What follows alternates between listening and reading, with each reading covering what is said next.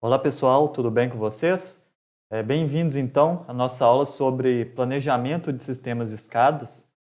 Assim como qualquer outra parte de um projeto, né, de automação, vocês vão ver que o sistema escada ele tem algumas etapas que têm que ser realizadas para a gente chegar no final do processo com o sistema de supervisão concluído, tá certo? Na aula de hoje a gente quer saber exatamente isso. Quais são as etapas de desenvolvimento de um sistema de supervisão? Vamos começar aqui. Como em qualquer outra parte do projeto, seja na parte da instrumentação, a parte de desenvolvimento de sistemas de controle, o desenvolvimento de sistemas de escadas também, ele tem um processo no qual as etapas são padronizadas, tá certo? E quais são as etapas, então, que a gente vai passar daqui a pouco, para o desenvolvimento de um sistema de supervisão? Basicamente são essas que estão mostradas aqui.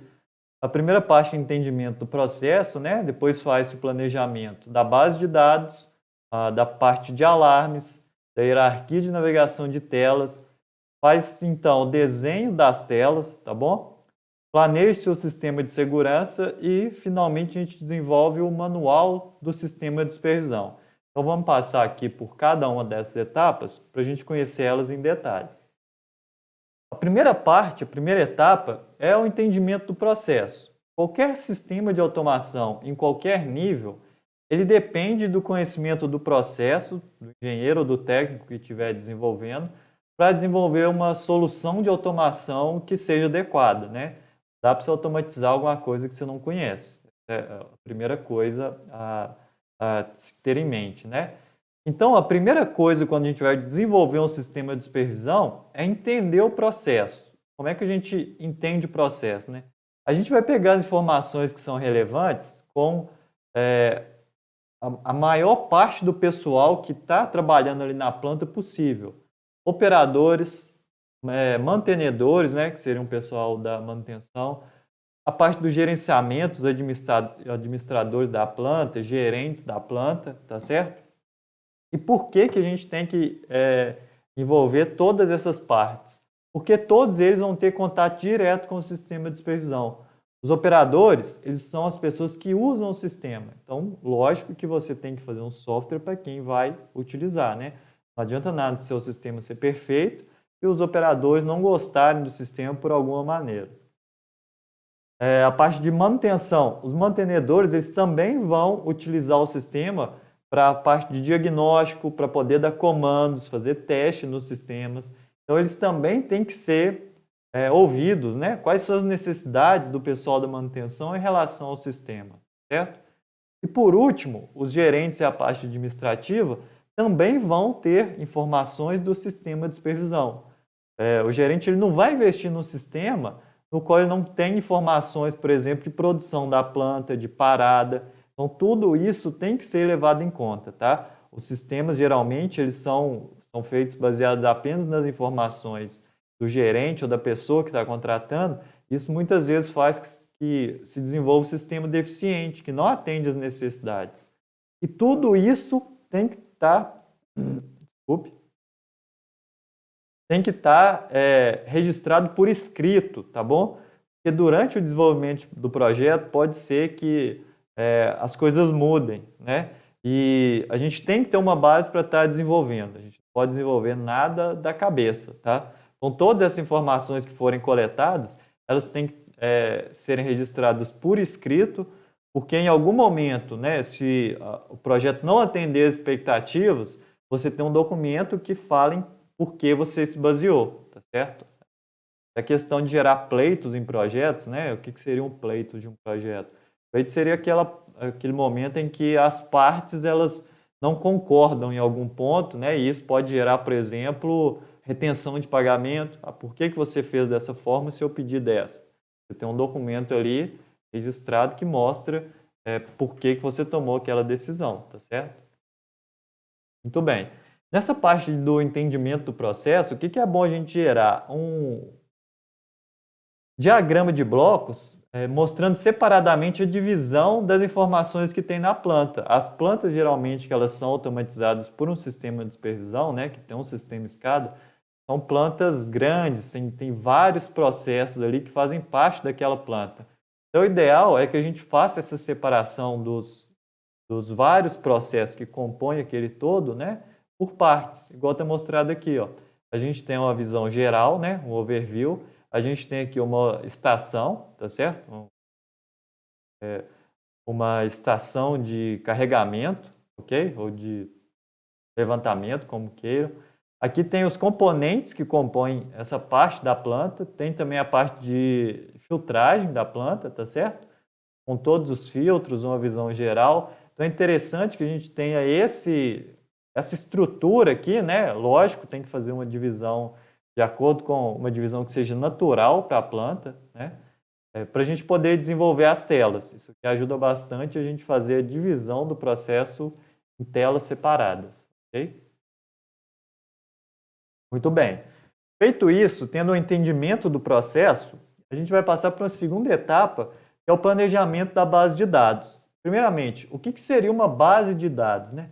A base de dados é um documento que ele vai fazer todo o mapeamento de memória, né, das variáveis entre o CLP e o sistema de supervisão. O sistema de supervisão, na verdade, ele é um espelho do que acontece no sistema de controle, né? Ali você só vai pegar, o sistema de supervisão ele vai apenas mostrar o que está acontecendo no nível de controle de uma maneira mais inteligente, né? Não vai ficar mostrando para o operador informações do tipo 0 ou 1. Você vai mostrar, por exemplo, a válvula está ligada, 0 ou 1. Às vezes o operador não entende isso. Você mostrar um desenho da válvula aberta e uma válvula fechada, uma animação com cor, uma válvula verde indicando que está aberta, uma válvula vermelha indicando que está fechada, isso é uma maneira mais inteligente de mostrar as informações.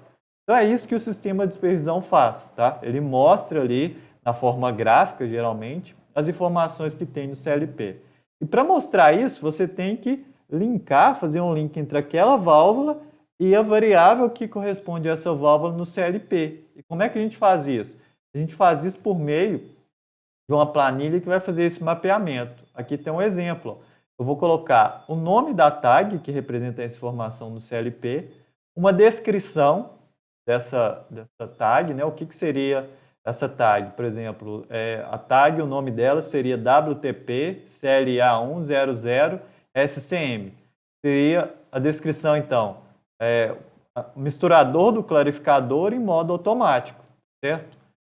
Vamos colocar também que tipo de ponto que é esse, né? Que tipo de ponto de I/O, se é um I/O digital, uma entrada digital, uma saída digital, se é uma entrada analógica, se é uma memória virtual, né? Só existe ali dentro do CLP. E o endereço e algum comentário, né? Aqui o comentário seria que todas essas informações aqui estão no slot 5 do RAC 1 lá no CLP, tá certo? Então, a gente tem todo esse mapeamento de memória aqui, né, de onde estão as informações, tá certo? A gente chama isso de base de dados. Eu considero, aqui a opinião pessoal minha, que a base de dados é o documento mais importante para o desenvolvimento de um sistema de supervisão. Por quê? O sistema de supervisão, essa parte de comunicação, ele é feito com uma interface muito grande com a parte de controle. Então, quem está desenvolvendo o sistema de controle está o tempo todo comunicando com a pessoa que está desenvolvendo o sistema de supervisão, né? Por causa dessa interface de memória. Então, é um processo que é desenvolvido em conjunto com o programador do sistema de controle. Geralmente, as empresas têm equipes separadas, né? Ou pessoas separadas. Um desenvolve o sistema de supervisão, enquanto o outro desenvolve o sistema de controle. Então, os dois estão o tempo todo conversando, né? Por causa exatamente dessa interface de memória. E como é que eles conversam? Por meio da base de dados. Você não precisa ficar o tempo todo perguntando para quem está desenvolvendo o sistema de controle qual tag você colocou para ligar a bomba 1 em modo automático? Qual tag você colocou para ligar a bomba 1 em modo manual? E assim por diante. Toda essa informação está na base de dados, tá certo? Então, esse documento é acessado por esses dois desenvolvedores. E na base de dados, a gente vai incluir todos os endereços que estão no CLP. É basicamente um mapeamento da memória do CLP com todas as informações que estão ali. Os pontos de entrada e saída digitais e analógico, As variáveis virtuais de estado, né? O que é a variável virtual? Que ela é um endereço de memória que só existe dentro do CLP, não é um endereço físico lá do campo, tá? Que mostra os estados dos equipamentos, se o equipamento está parado, se o equipamento está funcionando, se está em defeito. As variáveis que mostram os alarmes, né? Se o equipamento dá uma falha na partida, se o equipamento está com alta temperatura, esse tipo de coisa. E também as variáveis de comando, né? Porque basicamente quando se coloca um comando lá no sistema de supervisão para ligar e desligar um equipamento, isso é uma memória virtual. Aquele botão só existe na tela do sistema de supervisão. Então vai gerar memórias virtuais. Então esses comandos eles vão estar aonde? No mapa de memória do CLP para o sistema SCADA conseguir acessar, certo? Tudo bem? Então, muito bem. Como é que a gente faz essa comunicação no sistema de supervisão? A gente faz isso por meio de tags. O que são tags ou tags, né? Como vocês queiram pronunciar. Uma tag, ela é o nome que a gente dá para cada endereço no sistema de supervisão, tá certo? Então, o endereço que está lá no CLP, né? A gente vai criar uma tag para poder acessar aquele endereço no CLP. A tag é criada no sistema de supervisão, tá certo? E cada sistema de supervisão, cada software que você estiver utilizando, ele tem uma forma de criar essas tags, tá? Mas as informações, elas geralmente são comuns. Aqui tem um exemplo de uma tela para a gente criar uma tag. Então, vamos passar aqui detalhadamente em cada informação, né? A primeira coisa, a gente vai colocar o nome, tá certo? O nome seria a tag da variável a ser monitorada. Então, essa tag aqui seria NAA/SP1 atual. Então, basicamente, a gente coloca na forma de abreviações, né? Entrada analógica, setpoint 1 atualizado, tá? Atualizado em tempo real. Aqui a gente vai falar que tipo de variável que é, se é uma variável analógica, digital ou string, tá certo? Aqui no caso é uma variável analógica. No campo descrição, essa descrição aqui é uma descrição para a gente saber o que é a tag, né? Então aqui tem uma breve descrição da tag. Peso atual da balança do silo de pesagem número 1. E aqui embaixo tem a fonte de dados, que é exatamente a gente endereçar, né, qual endereço do CLP e em qual CLP que eu vou buscar essa tag. Então aqui eu estou falando, ó, o node name aqui seria o nome do nó, ou o nome do CLP que eu vou estar buscando, tá certo? Desempoeiramento, é esse nome aqui. E aqui embaixo o endereço. Essa tag aqui, ela está nesse CLP com o nome de desempoeiramento. E o endereço dele lá é o N19 que mostra em qual área da memória que eu vou estar buscando essa informação. Tá bom? Tudo bem, eu vou cortar o vídeo por aqui para não ficar muito longo e a gente já continua com a nossa etapa 3 do desenvolvimento de um sistema de supervisão.